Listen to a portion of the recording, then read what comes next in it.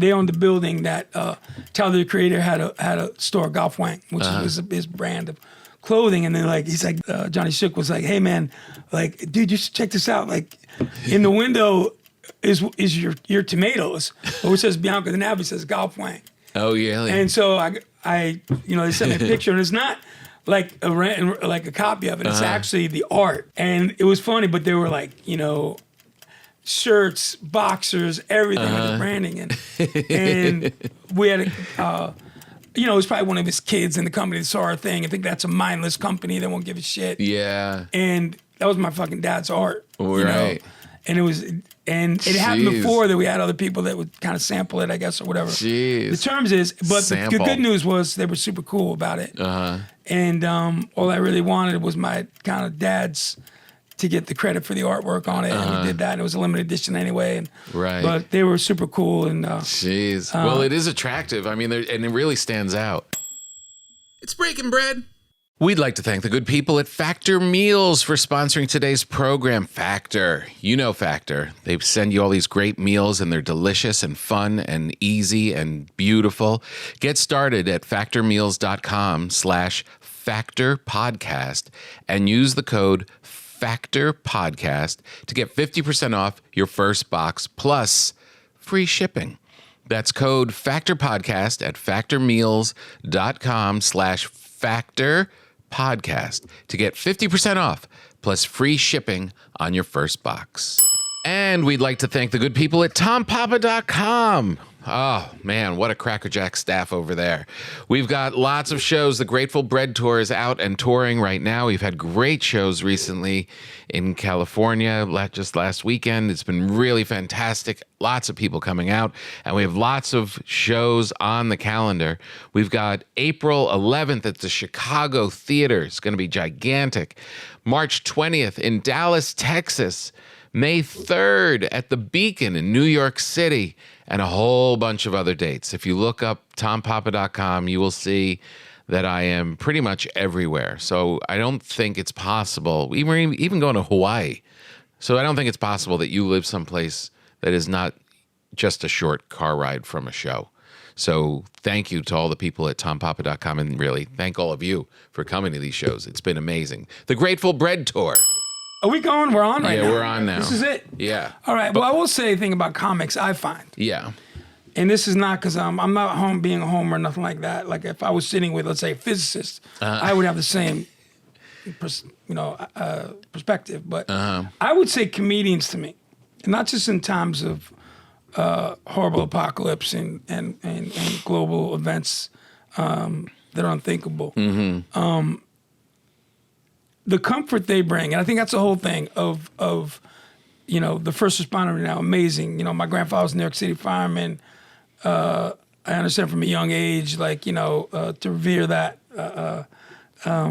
swath of our community that's like heroic, true heroes and first responders and of all kind, and people that are just spilling out, of every kind of door, doing whatever they can. But I think, making each other laugh and finding both the either ridiculous hypocrisy and somehow making us, think about it in a new way, but also just, it's good medicine. It is comfort food in that way. Yeah. Speaking of comfort food. No, it's, so I saw Gina Yashiri, comedian, and her house was in Altadena. Oh, fuck. And it was the first post that I saw of someone that I knew she was away and she didn't know yet what was happening. But in her first post about the potential of losing her home, she made a joke. She was like, so if you guys see me in the next 6 months wearing the same T-shirt every day, back off. Don't tease me or something like that. I'm butchering her great joke, but it was, I really just as a comic, I remarked to myself, like, even in the eye of this, like this, she's getting ready for a big event in her life, and she's still putting the little twist on it. She's still, and that's not just to get a laugh or to get likes. That's truly where I think it's a defense mechanism, and it's valuable. It really does work, even in the darkest times. If you can kind of do it. It keeps you afloat. I've definitely laughed at a few funerals, you know, embarrassingly sometimes. Maybe it's some type of, I don't know what, you know, or in times of, you know, you want to find like this, it's a relief. It's a, you know, it's some disarming, you know, attribute that you can provide. As a comic who's spoken at a couple funerals, I mean, they're not great events, but it's a really good place to get a laugh. I mean, they always sell out. They always sell out. You really don't have to really hit it that hard to get a laugh. No. People are just like, thank God. Yeah, thank God. But that's what you do too. I mean, food is the other one. Food is the other comfort food. Yeah, well, I think that's it. You know, we find ways to, you know, to I guess, you know, like triage, you know, like, you know, and kind of decompress and, you know, so we can all sit around and, you know, not make everything politically divisive or whatever the fuck. We just like, who needs help? Yeah, exactly. Got a shitty, you know, perspective. Who's hurting? Yeah, who's hurting? I mean, who's and to be clear to our listeners, because we didn't really set it up, or I probably will in the intro also, but we are. This is the last day of the fire threat. Like we're in it. This is the last wind event is tonight into tomorrow, and so this is like kind of the brunt of it, and they told me that you were trying to feed some people. Yeah, I mean, thankfully we fed a lot of different people through, you know, a lot of different fire departments and, you know, different organizations that I had today. ARC from their downtowns. They work with a lot of like, you know, incarcerated and you know, recently released, you know, a lot of kids and young people that kind of serve their time and look for ways back in and work with them to help get some of those incarcerated kids that are out. You know, everybody's a kid at me at my age, but people out that are just, you know, out there doing something positive in society. And have you worked with them for a while? I work with them on a bunch of other different things as well, but in this case, you know, we're kind of easy to find, and you know, we're donating tomatoes. We have a little tomato business, and we're doing whatever we can to people that understand it. And I think that's like I was telling somebody this morning. What's weird is in the horrors of I gotta tell you this because it was a horrible scenario. Okay, love it. But you might find the humor in this because I know that you might.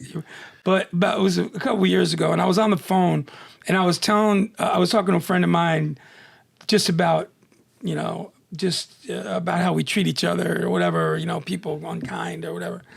And my wife came walking through the room at the exact moment when I said to him, I wish every day was like 9/11. And what I was leading into saying, where she just froze, I was leading into saying there was a window of time, maybe 4 p.m. right. to 11:30 p.m. where people were so fucking kind. Yeah. And they like hanging flags and putting arms around each other and weeping, and no one asked where you were from or what you did or what you fucking believed in or didn't believe in.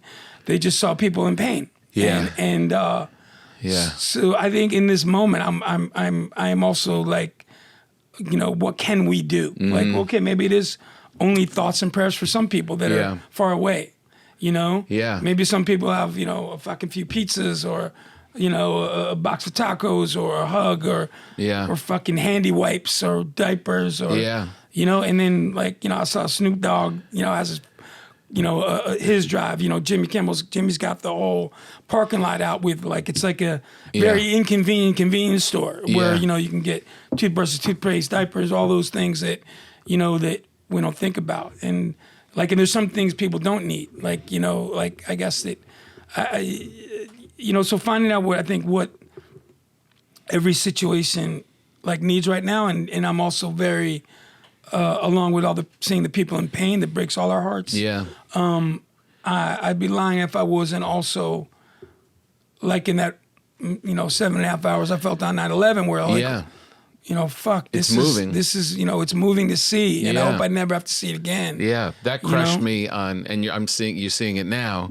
On 9/11, during that, we were in New York, and we were in the Chelsea area, like the 21st Street, and you're just all like, you don't know what to do. Right. And I walked down to the West Side Highway just to see, because the skating rink, they were saying they might be bringing people in. So I was just trying to get a grip, and it was my wife and we had no kids at the time, and I just went for a walk. It was just like, ugh. And I walked down there, and on the side of the West Side Highway, truck after truck from New Hampshire, Maine, Vermont, upstate New York, just people wanted to help, just streaming down the highway. I was in tears. Yeah. I was sobbing because you see people who just want to help. Yeah, I mean, you see now the fire department from Mexico, from Canada, these water scooper planes, and guys diving through flames like MacGyver shit, like, I know, incredible. crazy stuff. Incredible. And it's so much greater than the people who are looting or acting shitty online. Well, unfortunately, those get the sound bites and they get the make clicks, a lot of noise.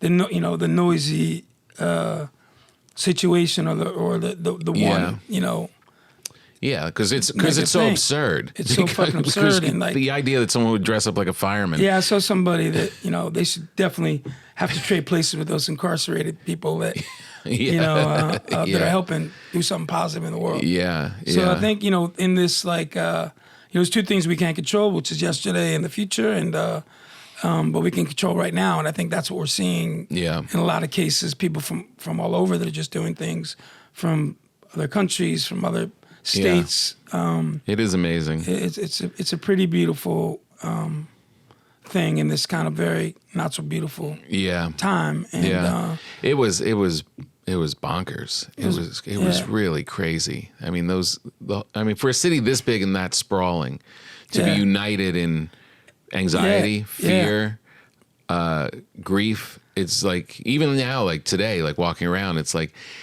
the fear's gone, but people are somber. There's like there's a sadness. No, it really feels like kind of maybe because, the pandemic was just so fucking crazy that,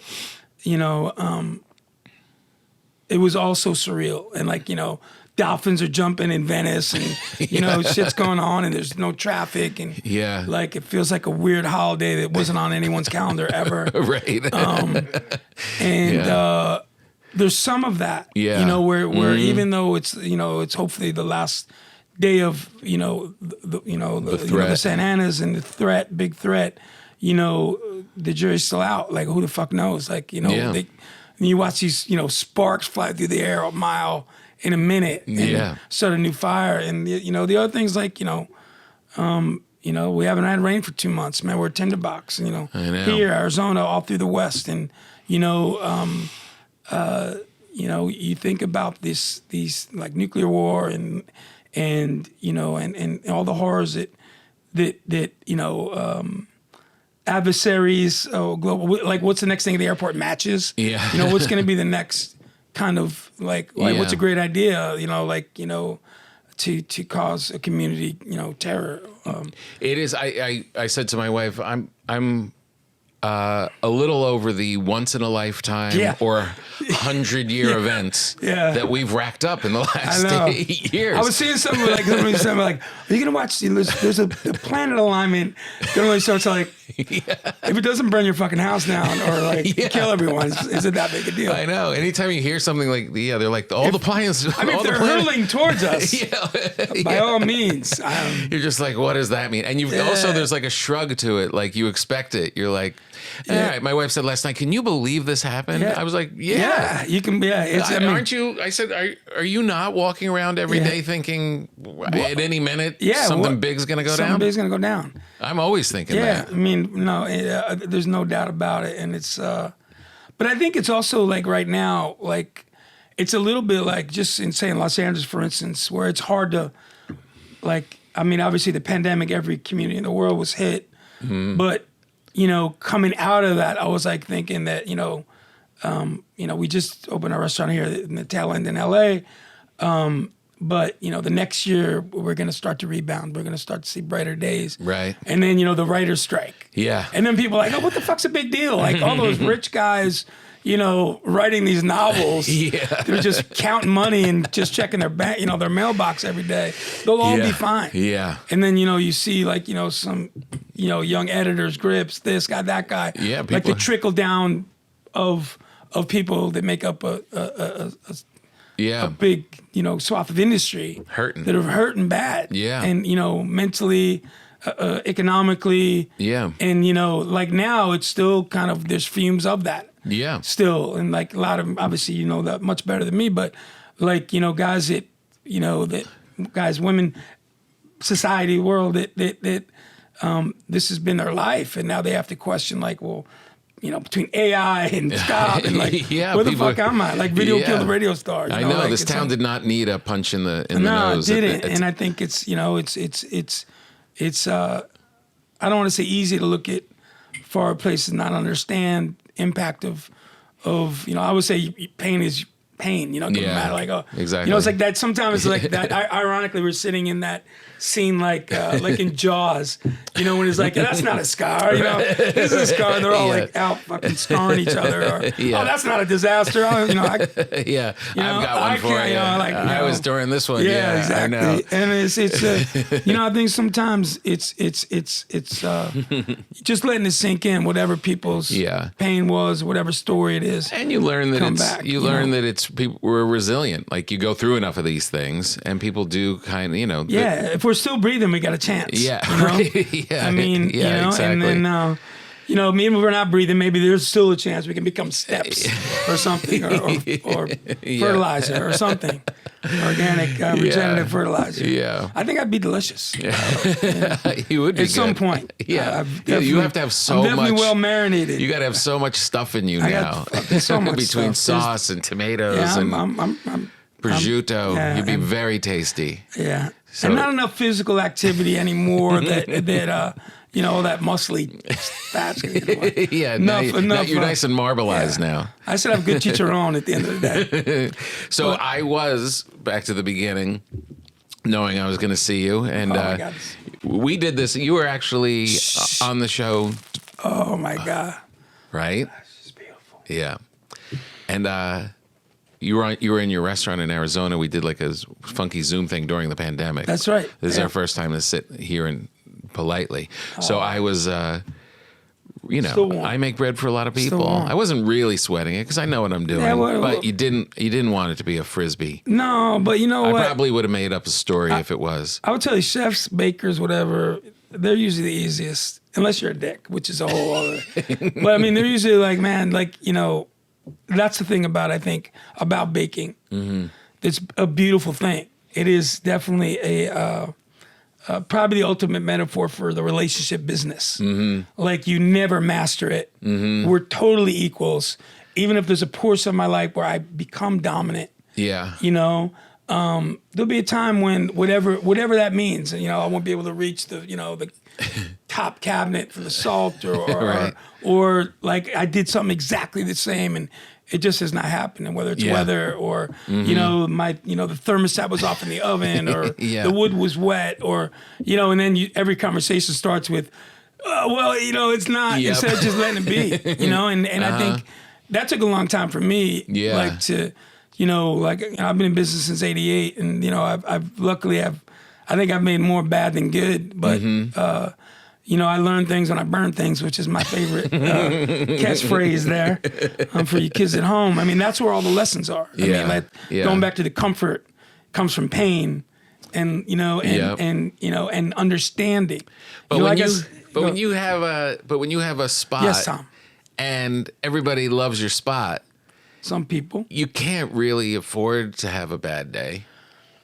Like that's what's always so impressive. Well, the same thing, the man. level of it being consistent. Well, the same thing is like, how many rooms you've been in, like where, like if they're not ready to receive it, like the happy hour was cut 30 minutes before and there's this uproar of Yeah. dysfunction you have to overcome. Right. You have to overcome that kind of whatever, the parking. They fucking couldn't even park. My wife made me come. And like cranky. you feel like you're there or the lighting is just off where you can't get away from this thing or this guy, even no matter how good you handle hecklers, you get pulled into this stupid fucking argument, just like I would. The guy that asks me questions and then answers every one. Oh, yeah, me too. And I would try to me too. I do that before they, and I just kind of let you go. But it's But when you were finding your way early, still finding it. But yeah, yes, no, sir. I get that, and that is honestly why I love baking. Yeah. Is that it's very close to comedy in that you can get good, but you're humbled all the time. All the time. You never. It's never something you're gonna master. Yeah, and I think, but it is that. But it's like my marriage. You know, definitely no mastering in that scenario, and definitely if I respond, I'll just say, not that my wife isn't it by any means. My kid's kind of it's, but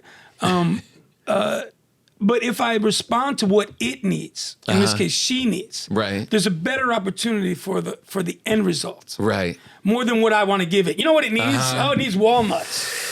Maybe someday if if that was appropriate, but maybe you should submit with it first. You know, like, or you write a joke, you think it's great. You know what it needs is great, Tom, but it really use that, like. Okay, Yeah. but the next thing you were going to tell, because you're going to answer that question.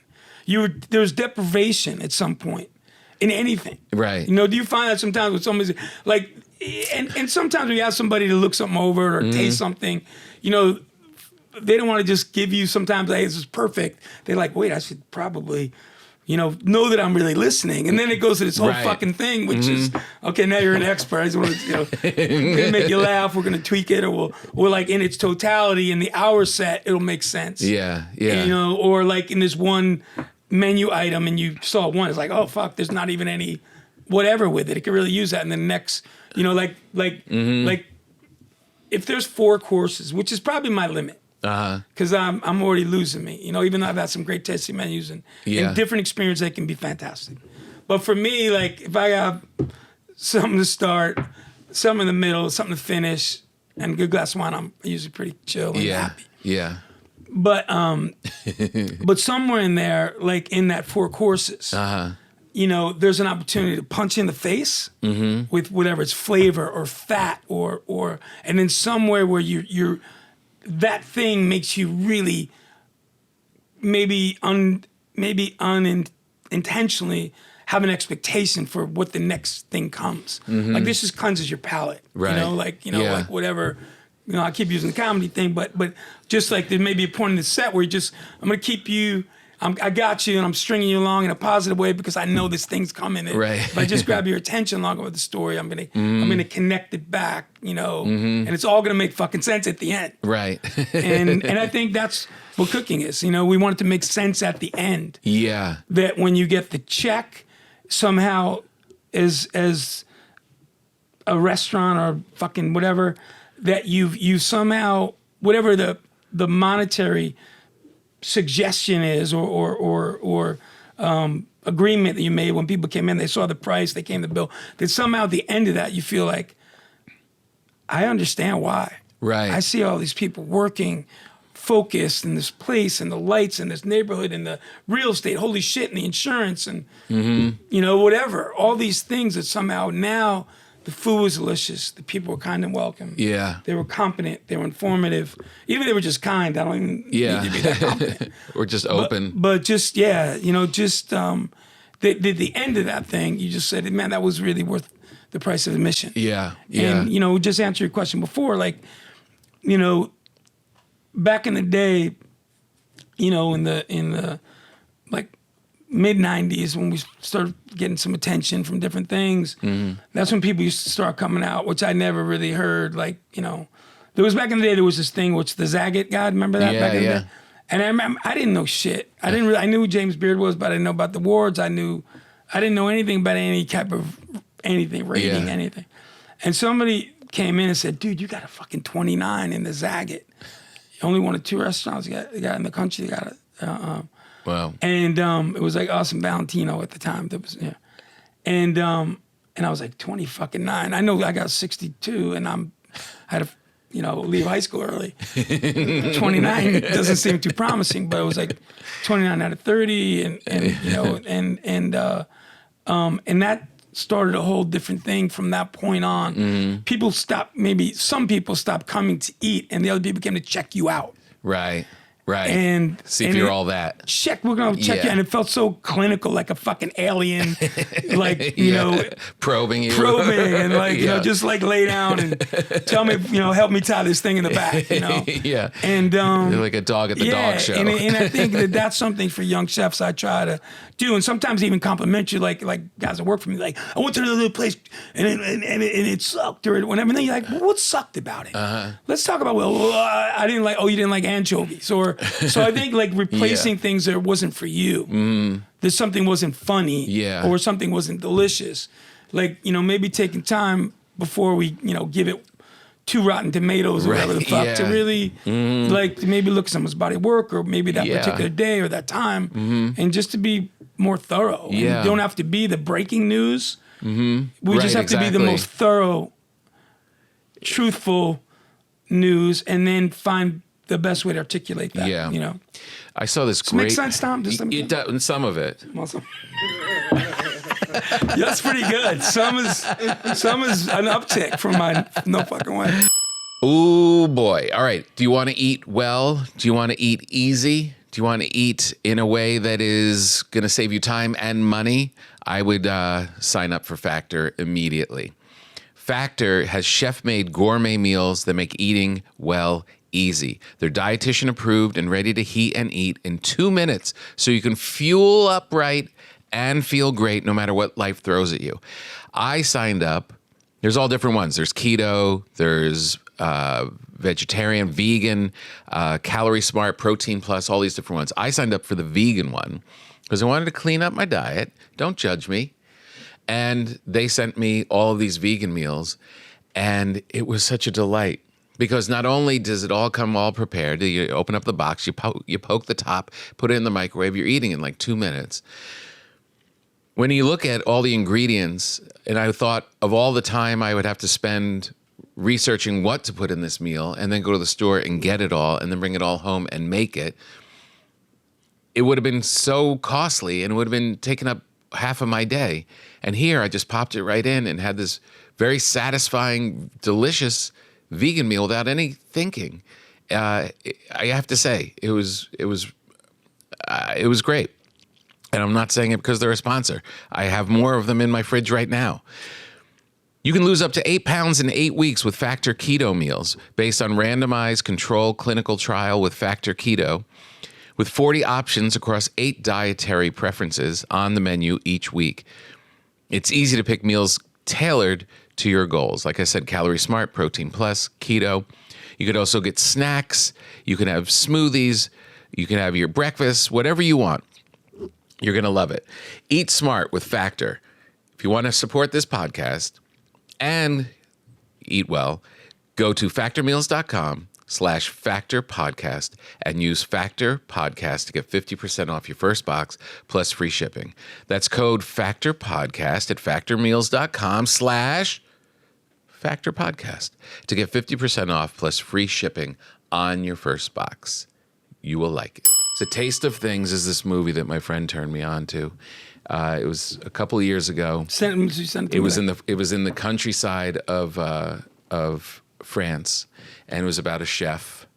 And I know that movie. You know this movie? Yeah, I mean, I haven't seen it, but you should. Yeah, you'd appreciate it. Yeah, there's a pig, and it goes to town or some shit like that. No, I don't. Disappears or it's hijacked. No, I think That's you're thinking of a different one. one. Yeah, The Taste of Things is this chef and his a woman he wants to marry is his like sous chef, and it's sounds dangerous. It's a time. Yeah, exactly. It's a time period, but they're making the whole first 25 minutes is the two of them working on this meal. Oh, I've never seen this yet. And it's beautiful. Oh man, I love it's beautiful. Taste Every ingredient that they put in, and they're really taking all their time, and then they bring it out to the person that they're making it for, and he takes it, and it's like, and then what wine to go with it, and it's just slow and thoughtful, and at the end of the film, the next meal I had, I was paying so close attention to everything that I was eating, the flavors of everything. Like opened up this appreciation rather than just the rush. And when you're talking about all the people coming in and probing you and trying, and that sucked, and that was that. It's all so fast. Yeah. Just slowing down and really, what's in this dish? What are the 5 things that are blowing my mind right now? And why is this working? Well, I think it's the whole thing. Like when I say, anyway, what makes good things good, that might be different than somebody else. It doesn't mean I'm right. Right. But I mean, tasting good is not the same as being good for me. Mm-hmm. Like if I manipulated some type of fucking, dye number 58, number 6, and I created this flavor that tasted like spring, and you didn't give a shit because it was only 99 cents, and I could bring it to my house in a bag. Like that goes back to get better answers. We need better questions. If we're not questioning, like where our food comes from and what source and what are we supporting, and is the hard-earned money that we all spend on these things, what is it supporting, and what is its opportunity? Oh, it's regenerative farm, it's organic farmer. I know that guy. I saw Alex Weiser at the Santa Monica Farmers Market, or Laura from JJ's Lone Dora Ranch. You see their face and you're like, oh my God, that's $6 for one avocado, and then, or something, or whatever. And then you understand how they're harvested and how they're grown and the yield and what the land costs and all those things. And it'll be the best avocado you've ever had. Will it taste the same if you don't have the knowledge of all that? I don't. Do you think that it permeates without? I don't think so without the knowledge. I think it could be delicious. I think this is the whole thing. I think it's diligence and confirmation. So at first, and at first the diligence has to be warranted by, hey, this is fucking good. Or this guy's funny, and then you find out they stole all your jokes. I saw this guy, and it's like, holy fuck, I lost that notebook on the plane in Fresno, and so without that, I think, wow, this is the first stage of my own recommendation is going to be, wow, this passes the first test. Right, it's pretty fucking good. Or maybe it was backwards, like I saw this film or I saw this story, I read this book about this person, and you're so set up for it that if it does match that or even possibly exceed that, there's a chance for really to have, by the time the meal ends, an incredible experience. Yeah. And then sometimes, like back in the day, reviewers used to come in, unannounced, whatever, like 3-4 times, and they would write something. Right. Make sure they get out. Like now, you can't do that because you won't break the story. You won't get the hit. It won't be your discovery. Right. So there becomes different agendas, which sometimes are based on one's own. Nothing against influencers or whatever, but if part of that is their own relevance. I mean, it's not knocking it or not. Right. It's not it. That's the game. Yeah. So it's. I think it's confusing at best. I'm not anti or pro. I just think for me, or for anybody, like if you don't give a fuck about, you think you can get a burger for 99 cents and it's gonna be of good source, of good things, I would probably beg to differ. Right. And that's not from an elitist perspective. It's just I'm just saying there come a point that, if we could teach people, maybe nutritionally sound in different parts of the world, ways that there's consequence to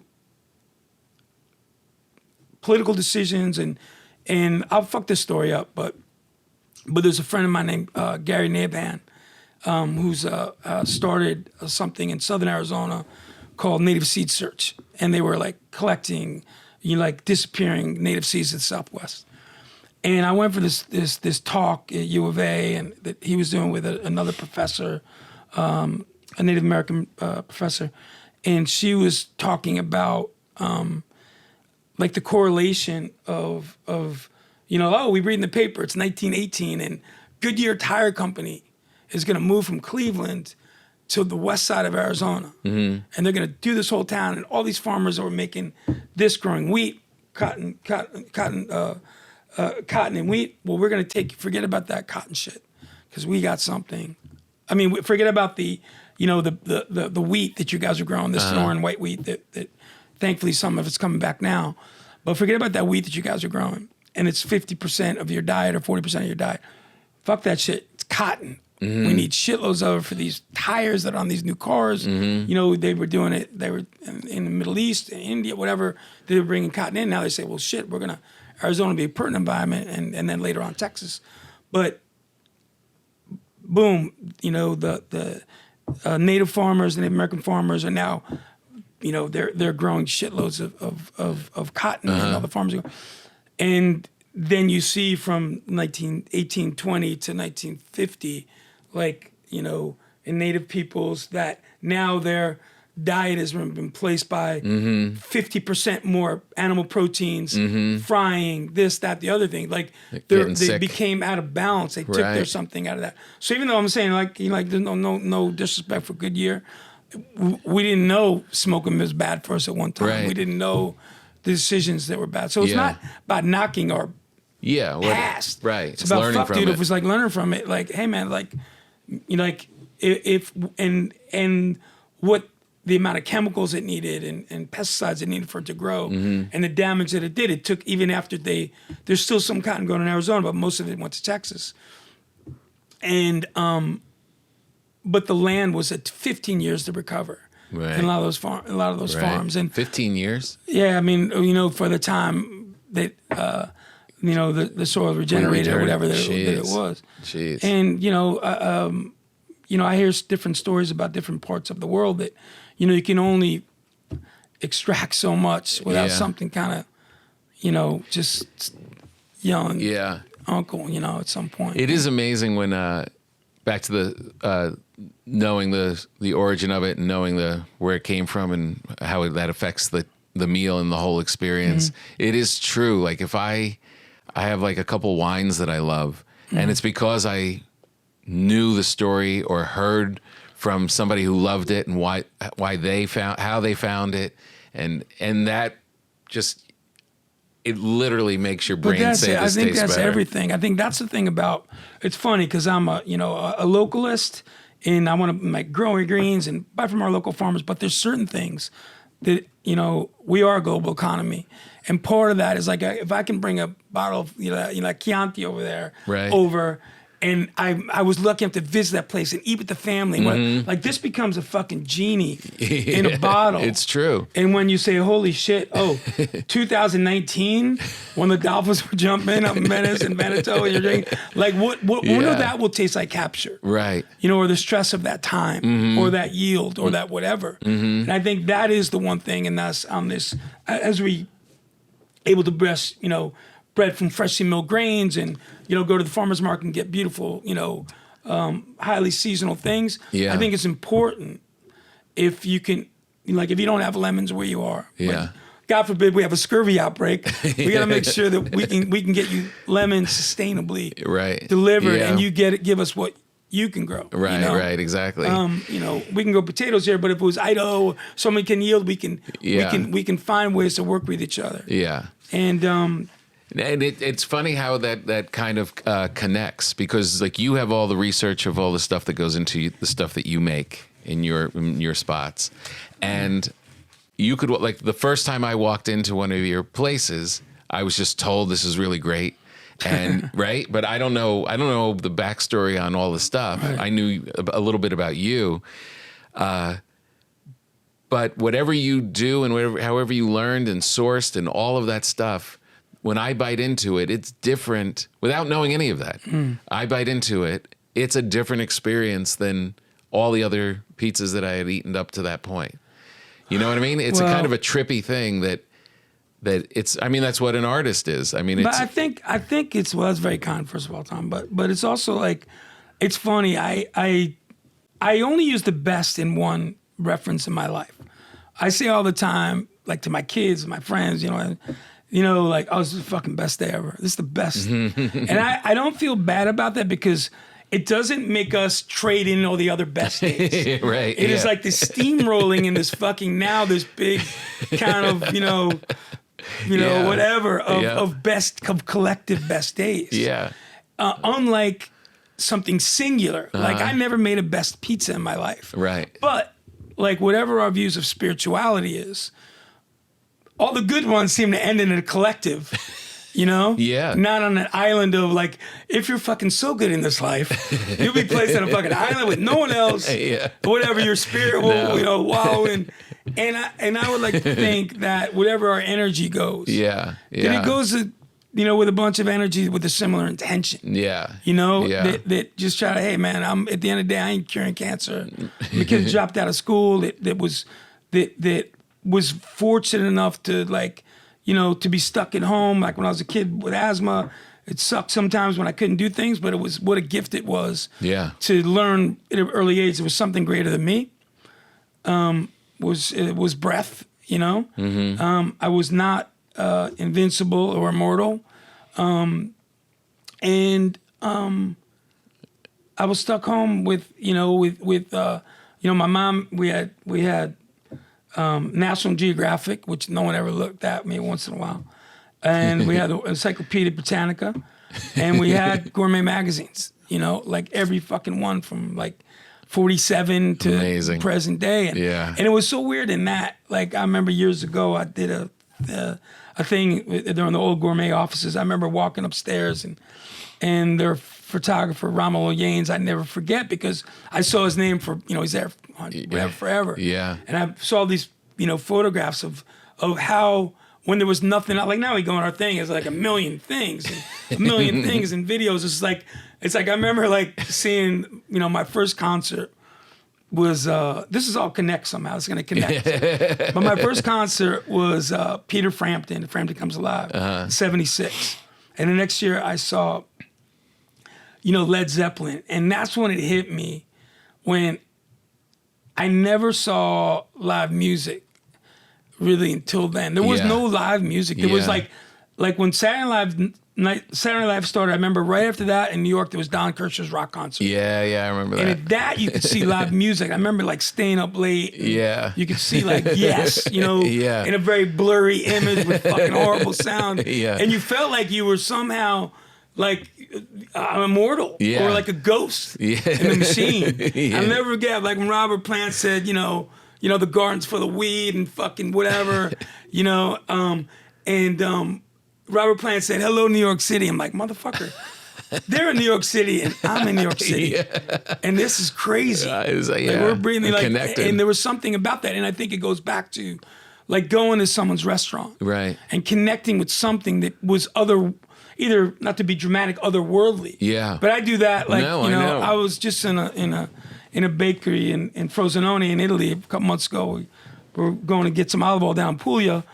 And this friend of mine has this little bakery, Roberta Pizzella, I stopped at, and she's crazy in the most beautiful way, and she's a one-woman wrecking crew of an amazing baker. Yeah. When you go to Italy next time, you have to. It's one of the best bakeries anywhere. Not because the bread's so good, but because everything has a story. Right. Everything's from her friend, and she sent me down to her friends, Di Cecca in Puglia, that are amazing cheesemakers, and they're and it's all of a sudden this you like good shit, because that there's some really good people, that's the thing that makes me oh man, I see your face in that, I it's human beings, it's in a world that's constantly dehumanizing every fucking thing to make it easier to negate it. All of a sudden, whatever this costs, right? When you had to make it and struggle through it and wait for it and burn it, and it becomes an unbelievable value. At whatever you pay for it. That's right. And but yeah, man, it's Now you can't.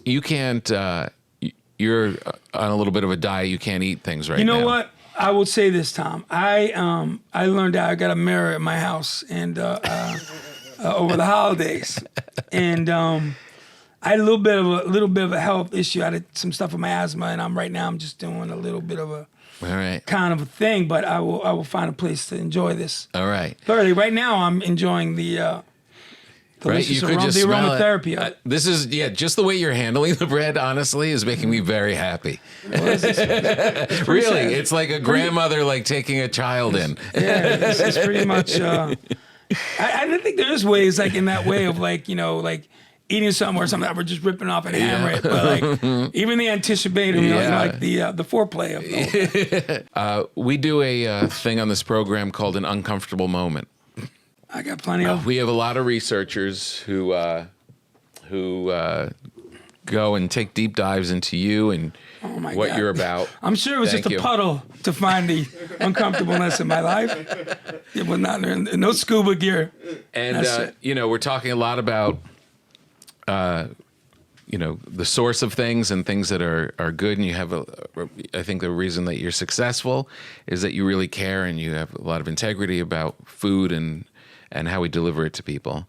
But we found this, and I don't know, this looks like this is you as a grown-up, but can you explain this picture to me? Well, I would say that could be AI. I would say. No. I think we just kind of found, it looks to me like you are delivering Pizza Hut in your car. I would say, this is true, just true story. I don't remember much but I remember that scarf, and I wore that scarf on a Williams-Sonoma shoot that I did for them.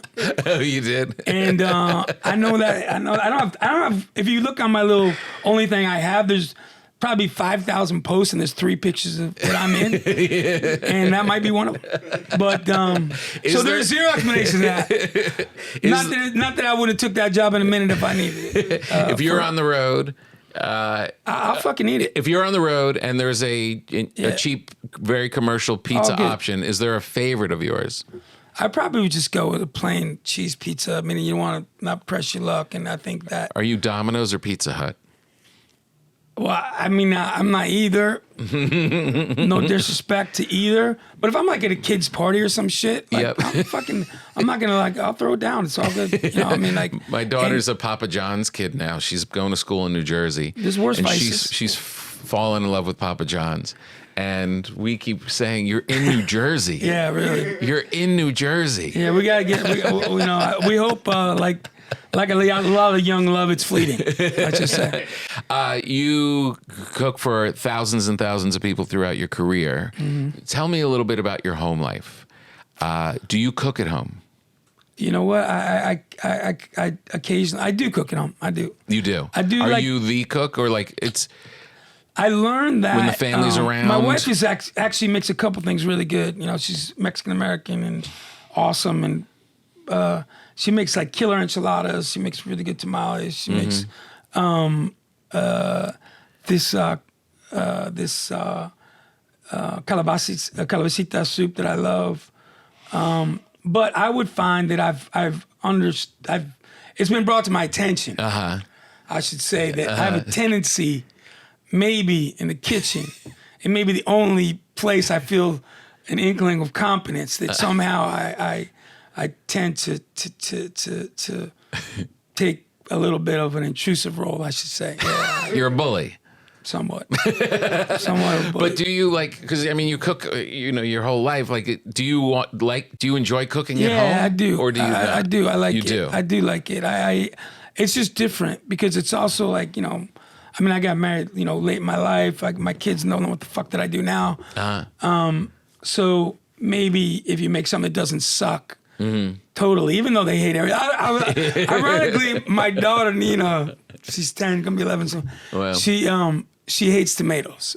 No. But I know, just like myself, is bullshit. I know that I did not eat mayonnaise till I was 19 because my brother Marco loved mayonnaise so much. Right. So I ate only Gould's mustard in defiance. And then later on, when no one was around, I got a jar of almonds and put it on a BLT, and I'm like, I give in. I give in. So yeah, I'm not offended by it, even though tomatoes, Do you think she doesn't like tomatoes because you sell tomatoes? Yeah, because we grow tomatoes. Or when they're on pizza, whatever. No, what's in my what's in my dining room. I do not know. You don't know? I don't know. I have no idea. I'm not going to scroll through my phone again. I have a big framed label of Bianco Dinapoli tomatoes. Means the world to me. That is the only thing hanging up in my dining room. Well, that means one I could tell you. My dad, speaking of like Video Killed, the radio star, my dad was, a great portrait painter, but like most, didn't make a lot of money and he had to go into some commercial art, did greeting cards that he fucking hated. Like, there's no card in my house ever. Right. Oh, because really? he hated it. He had so much disdain. Like, he worked in this little, like, basement at, like, New Norcross York? Cards at 26th Street, and I down 8 flights, whatever. And, dark, and everybody's in there chain smoking. Like, there'd be the guy, my dad would like paint the roses and then a lettering guy on this special day. Yeah. And he'd fucking hate it. And he would never buy one for my mom and let us get them, and like it's all scam. And that was a funny, a kind of a funny thing. And then he started his own little studio with him and one of the it was like Harry Shankman did the lettering and Violet Nakashima did the watercolors. My dad did the portraiture for like wine and liquor labels and stuff like that. And then like then Adobe Illustrator came out, Right. which was Artist AI, I guess, for the writer. Yeah, first step. And it was like, well, fucking get this kid at Pratt to do it for $20. And Yep. I know, hand embossed and whatever, they don't give a shit. Yep. Because I just got to turn it out. No more you get that typesetting. little Weasley, art director that would high five because you get something that looked eerily like the other stuff. Yeah. And it was And just, he made that label? we did art, my labels, yeah. I did the letters on them, and he did the art. And he did the art. Did you just capture something he had done already, or he No, did it for you? I did it. Matter of fact, he painted the wrong tomatoes once, Oh, really? the wrong varietal. And actually, Jimmy's got that. He does. The original one. Oh, really? It just was painted on a piece of wood, and it was no good to anybody anymore. And, it was still a beautiful little painting. Sure, but it wasn't the right tomatoes. It wasn't the right tomato, so we had to paint the right tomato. Right. And it is really good. because it's like no one wants that. Like it's a movie about Hendrix and they're playing right-handed. You're like, well, fuck. Like, it was almost pretty good. You almost got it. You can't have the wrong tomato. They're great tomatoes. Well, it's funny, man. I love cooking with them. Or my partner Rob Dinapoli. Sometimes people think because the name's on it, it's like just from Naples. But and I love Naples. I love San Marzano tomatoes. When they're great, they're great. But like everything else, like wine or anything else, my oral idea was, my partner Rob was, 3 generations of growers and packers. His grandfather or his great uncle, I think, invented the apricot pitter. Which is again in those insignificant things in life, like during World War II when they were canning foods and peaches and apricots and whatever, it was like a game changer in California.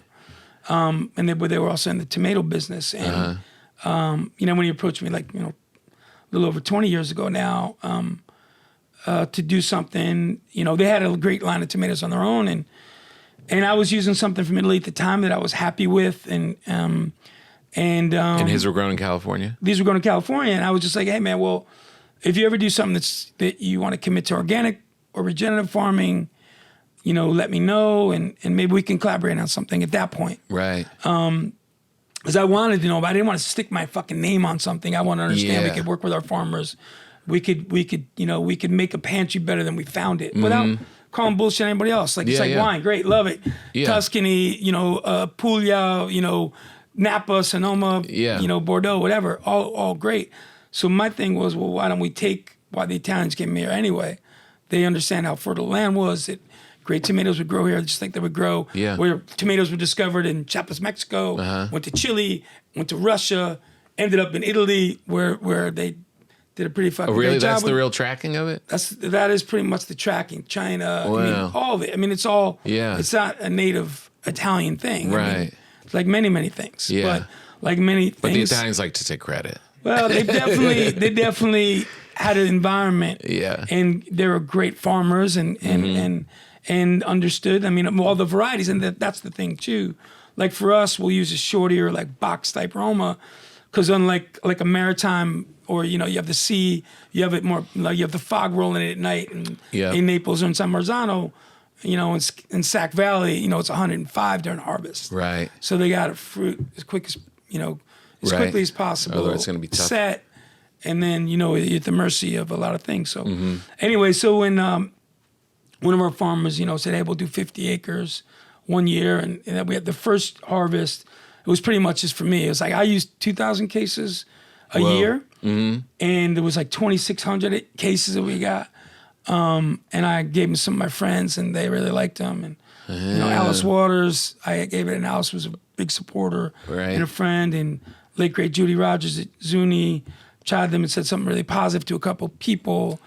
And, you know, the Italians at the beginning were all like, oh, I'm like, dude, I love Italy. I'm using 8 right now, 6 wheels of Reggiano a week. I love it. Right. But I think there was also something for me that was more about that same thing about I wanted a genie in a bottle. And in this case, I wanted to be in Northern California. Yeah. And I wanted you to know that, like, if you were anywhere else or you were here, you could kind of close your eyes and have, you know, just like sometimes as we pine for places in our youth, especially about like nostalgia. I remember seeing like, you know, on I Love Lucy when they went to California. Yeah.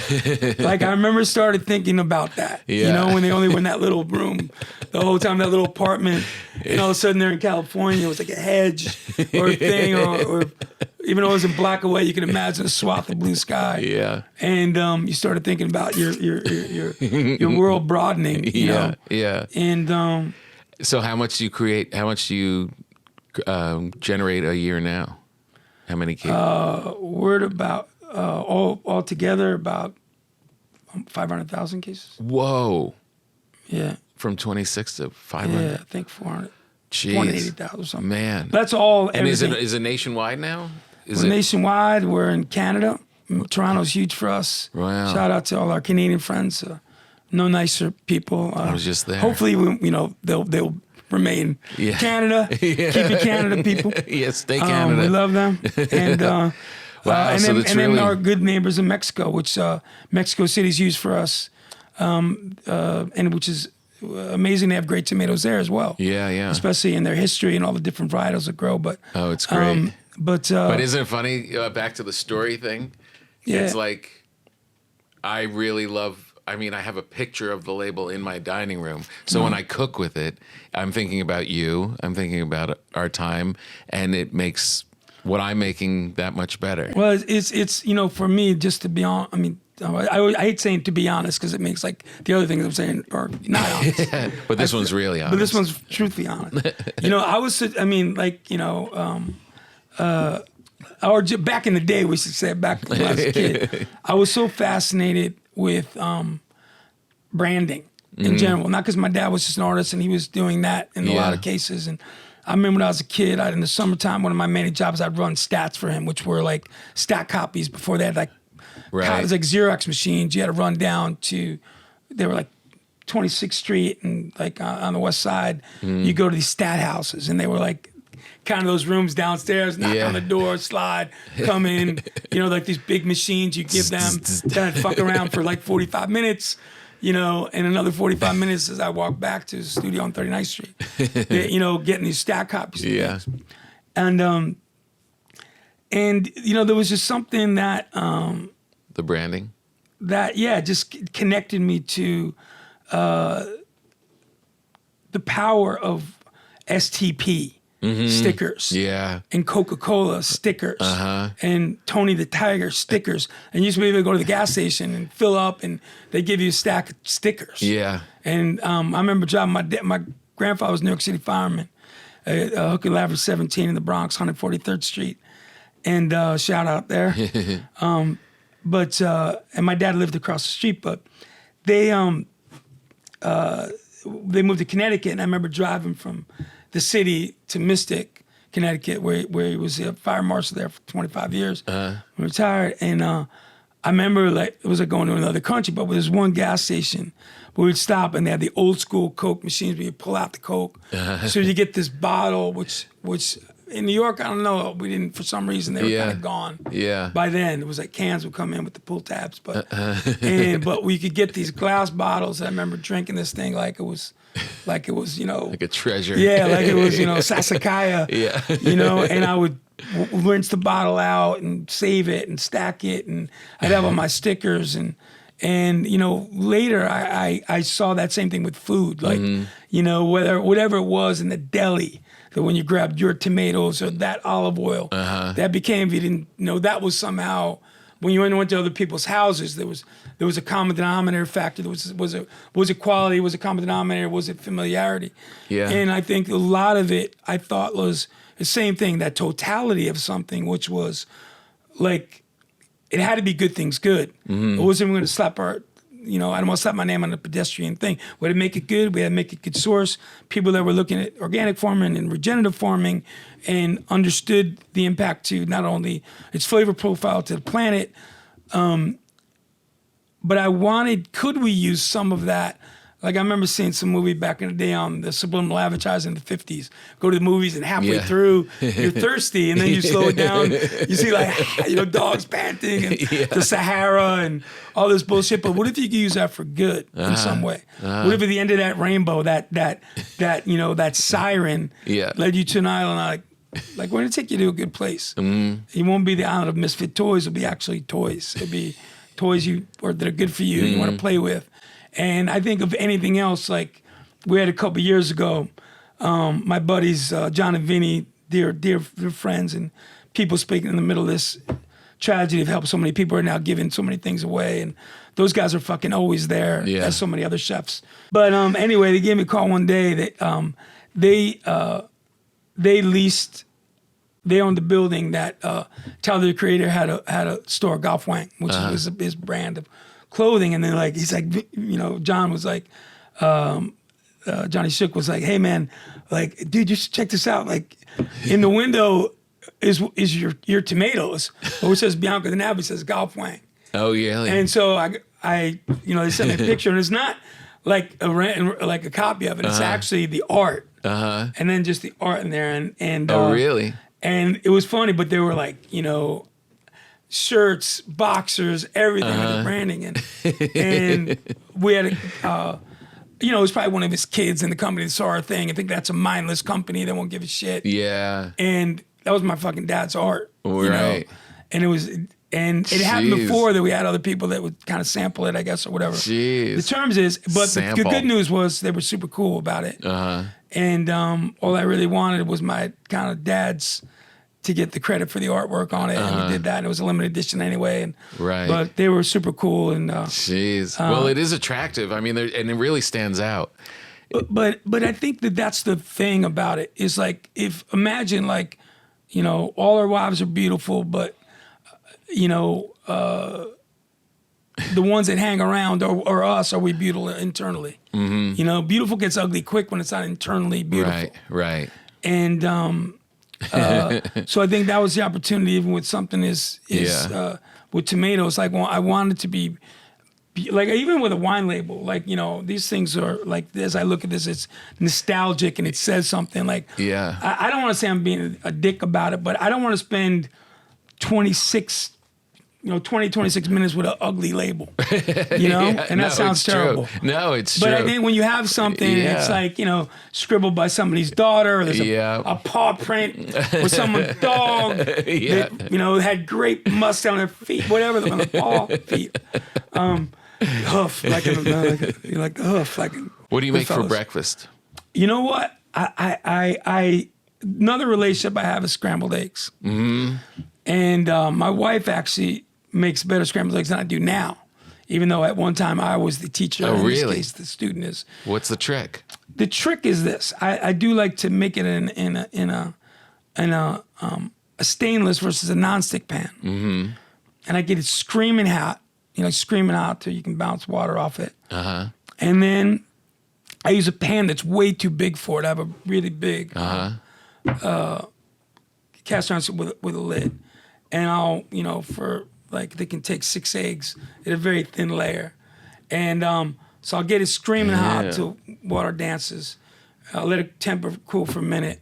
And then it's just, good knob of butter, letting it roll and hit. And then just beating the shit out of the eggs, just eggs, black pepper, good sea salt. And then it's just hit in a thin layer. And I just cover for 10 seconds, and then just one scrape, hopefully another scrape, and then kind of dump. Really? And that's it. That's it? Yeah. One scrape? Just 2 scrapes in that? I think it might be 3 scrapes. Or you can, at that point, you can have 1 scrape, take it off the heat, almost like you do a French omelet, where to get if it's, people have trouble for it, but you scramble, let it sit. You can get to that point where, I saw Ludo do a great video on this where, that you kind of take it off the heat immediately let it let it cook through safely, and then kind of do your kind of roll up before you butter it. But in this case, I kind of want shards. Right. I don't use the word shards much. You're right. I don't use it. But in this case, I'm looking for shards of yolky, Right. deep orange, hopefully eggs that.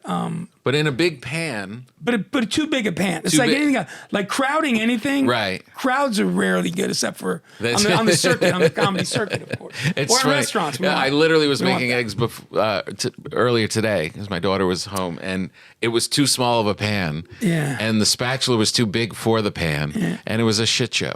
You can't. You know, the other thing too was like in the 70s, we never went out to eat unless somebody died or it was a wedding. But when we moved to this little town, Ossining, New York, from the Bronx to Ossining, there was a place, Rigatoni's or whatever, we would go, and like that was the first time I went out, and the salad came with the meal because whatever you wouldn't really order. But I remember like the whole thing of like let's put a big fucking handful of shitty salad on this tiny table. thing. Where every time the fork touches it, it's already annoying. And I have this thing like I do want a too big like for pasta, Right. For anything else. For pizza, I want it to be exactly appropriate. Uh-huh. I don't want it to be even if it's an 18-inch pizza or 12-inch with a 17. It doesn't matter how big it is. You want it to be. Perfect. Like at the edge of like you see just enough cuff, Yeah. But for salads, they have to be appropriate, or soup, I would say, working just cool. Back to the eggs. You're Back to saying the once eggs, man. across, so it's a big thing. So if fucking- I'm going once across, what do you mean once across? Here's the thing. So if you dump your eggs in, Yeah. and now like your butter went everywhere, you have coverage, but you didn't let it get brown because you hopefully let it heat up. Let it cool for 30 seconds while you're beating your eggs or a minute. Mm-hmm. So then, boom, the butter goes in. It gets swirl everywhere. And then you're dropping your eggs in a thin layer. Right. So it's not like you got this tiny pan where the bottom's cooking. Yeah. And the top's still liquidy and then whatever the fuck. Right. So it's equal. It's equal. Right. That's what we want, which is just like our relationship. Right. Equal. And the bread and all the other things. Yeah. Balance, Our baby. healthy Balance. relationships that are equal. But at that point, like if I can, I can just do it there. You could even do it. You can even try this at home with one push. Take it off the heat, cover it for like The a push. minute. The push is the part I'm getting Push is- confused on. Well, Though. the push is just with your spatula, Right. preferably a wooden spatula with a flat bottom. Mm-hmm. Where you're gonna get it, and the push is the push. Oh, so now it's all in one. So you're just almost like flipping it. So it's like let's call it the gather, not the push. Okay. We want to gather. So you're gonna get like what would be like a Shar-Pei. Okay. Like those dogs. Is that the wrinkly dog? Yeah. Like a Shar-Pei or one of those fucking cats that do the same kind of thing. Yeah. Wrinkle up with the back of the neck. Oh, you're okay. Somebody Bunch it. like want to bunch it, sleeve it up, and then and I texture it. I like that. I don't like a little mint scramble. So we're not beating the shit out of it Not and touching breaking it all up. Not fucking with it. And that At seems all. like oddly enough when I stretch pizza dough, that's the exact same philosophy. Don't fuck with it. Right. Like gravity's your friend. Right. Well, I can beat, slap. I gotta toss in the air only when it's underproofed. Right. But if it's proofed perfectly, then we're gonna use another big word. Here's 2 words on the mood board. Yep. Coaxing, which is my other word. Or shard. Shard's where they got up there. Okay. And then coaxing. And then coaxing, where like, I'm gonna coax this thing, either to transfer. And now, like I said, the dough's perfectly jiggly. I'm working to get you not fucking with it and whatever, Right. disturbing you. You're right. All be. the hydration, the proofing, everything's come together. I want to do it just like when you fold and you kind of stitch and whatever. Same kind of thing. If we're doing it too late, fucked. Yep. Too early, fucked. Yep. What's the 3 Bears saying? Too hot, too cold, just right. Porching, same thing. Yeah. Finding that window where like, I don't want to fight. Back to the relationship. I don't want to fight. Right. I want to make my point. I want to find out what you need. I want to address the need Right. for something that I need as well. Like it might just be peace, or Right. quiet, or your wife and my. So it's peace so thin that it's cooking through. So it's like typically eggs are if it's so- small, you've got to flip it to Like get anything else, the like, runny part. exactly. This you don't have to do. It's actually cooking You're not fucking through. with it. Like I want to be like cooking in right. seconds. The other thing I love Can't wait for breakfast is tomorrow. a soft-boiled egg, which I think is the most underrated of all eggs. Yeah, I don't mess with that. My grandfather, Big Sonny Bianco, my dad's dad. would every day would have when he moved up to Pine Bush, New York, from the city, which is like in the Catskills somewhere. And we drive up there, and he turned it into this like Italian mountain man. Yeah. My uncle, they had like 2 acres they bought, like him and like 2 brothers. Yeah. And they all built houses like 150 yards from each other. Yep. And he would have he had some guy that had, that had chickens, and then he had a huge garden. But every day he'd have 2 scrambled eggs and a piece of wheat toast, unless I brought bread from Terra Nova in the Bronx up, which he would do. But he'd have toast. He'd butter the toast methodically. We'd warm toast, warm scrambled eggs, and he put a little bit of butter. No, olive oil was big, but we didn't have great olive oil. Yeah. We had Filippo Berry. It was like the highest Yeah. level, or whatever. With no disrespect, it's fine. Everything's fine. Yep. But it wasn't like it wasn't. I didn't have the whatever. But it was a little bit of butter, and it was probably from that Italian immigrant store. It was like butter, fat, whatever. Yeah.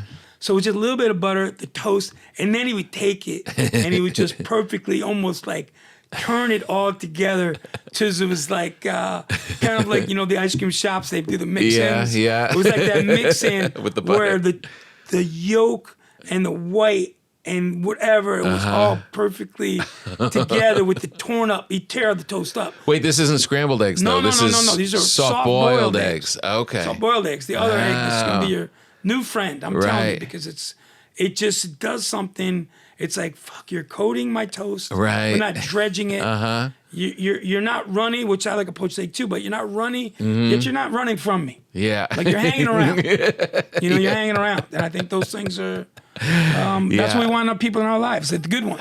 Maybe I'll get into it. I haven't really Try messed with the soft-boiled. It's with like this, like you toast this motherfucker right here, and then it's like, if it was like lunch, you could go crazy. Do like a little, just rub it with raw garlic, maybe bump it with like, branched oregano, some really good sea salt, nothing else. Then you would use really good olive oil, just soak it. And then you take that egg, that soft-boiled egg, then you're smashing it into that toast.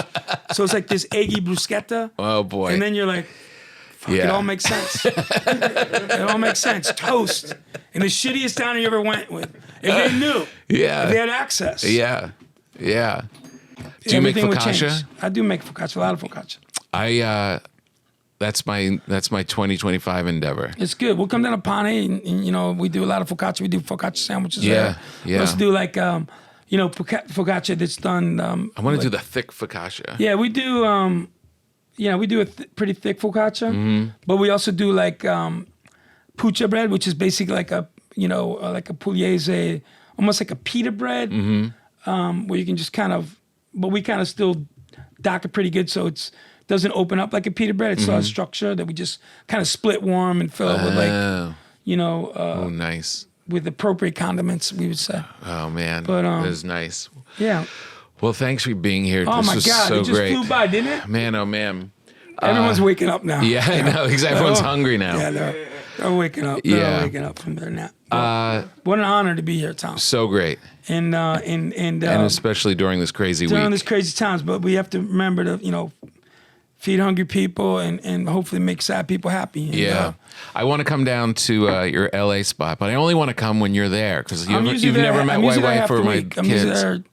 I'm usually there at least a couple days a week. Yeah. And it's funny. I when I left New York, even when I moved from the Bronx to 20 minutes north, and maybe coming from a family of immigrants, my grandparents, whatever, I've always felt a visitor. And that's a very comfortable place. Like people ride around like locals only. And I go, I'm boring. My DNA is, and then I'm like, fuck, dude, I'm just visiting. Yeah. Even though we've been here, we have a place here, we have business here, friends here, family here. I feel that, it's home, definitely not all the cliches of the world, where all the hearts are. And, when my family's here, my friends are here, it's hard not to, in business and these young kids that work with us, and it's hard to see them in pain or in we'll get through. We'll get through. Doubt. Yeah. right? We've been 100%. through this stuff before. We've been through it. We're breathing. We can do it. Yeah, do it. exactly. Yeah. Well, you're the best. Thank you for being Oh my God, here. back at your time. This is an honor, and I'm sure, like with all the editing, we're gonna get 3 good minutes. Solid, Yeah, I think so. Solid minutes of golden network television. If I send you away with the spread, do you have people that you I can will. share it I with? have people. You know, I might. All right. I might. When no one's looking and it's 11:30. You know what? One bite. I will say this. This is what I'm gonna do, and I will send you pictures. All right. I will. I'd like to smash that soft-boiled egg on this toast. Is a It siren. would be an honor. Is a siren. It would for be an your, honor. Your thing. And if it ever became a thing. Yeah. You know. You could probably do a mashup with like a mix-in version. Like Yeah. the gateway to that would be maybe the avocado toast, but it makes a friend. You know? You're always thinking. I'm always for better or worse. Anyway, the choice. I will thank you. What Thanks, a gift. buddy. Gift You're to the be best. Much love, brother. All right, you too.